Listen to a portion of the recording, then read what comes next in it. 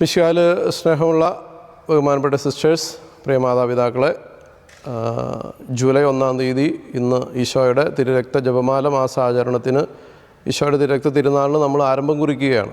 ഇന്ന് സുവിശേഷത്തിൽ വിശുദ്ധ ലൂക്കായുടെ സുവിശേഷം 10-ാം അധ്യായം 38 മുതൽ 42 വരെയുള്ള തിരുവചനങ്ങളിൽ മറിയം നല്ല ഭാഗം തിരഞ്ഞെടുത്തു എന്ന സുവിശേഷ വചനങ്ങളാണ് നമ്മൾ വായിച്ചു കേൾക്കുക.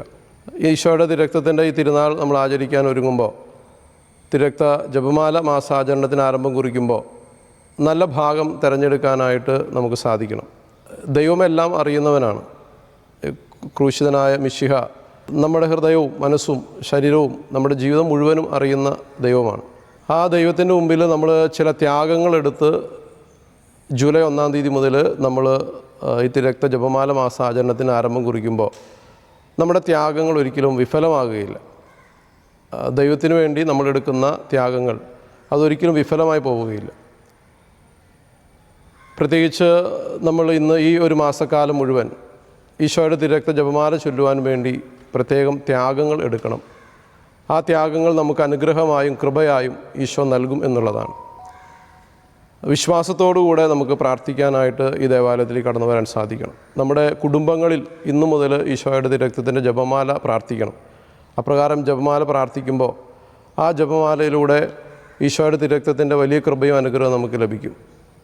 ഇന്ന് ഈശോയുടെ ഈ തിരുരക്ത ജപമാല മാസാചരണത്തിന് നമ്മൾ ദീപം തെളിയിച്ച് നമ്മൾ ആരംഭം കുറിക്കുകയാണ്.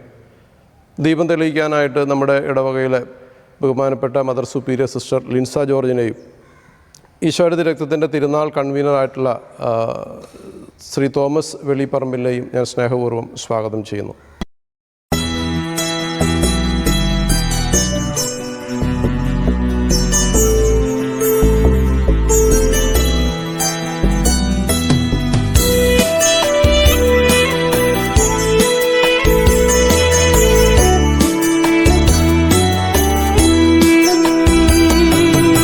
ഈശോയുടെ തിരുരക്തമേ, ഞങ്ങളെ കാത്തുകൊള്ളണമേ.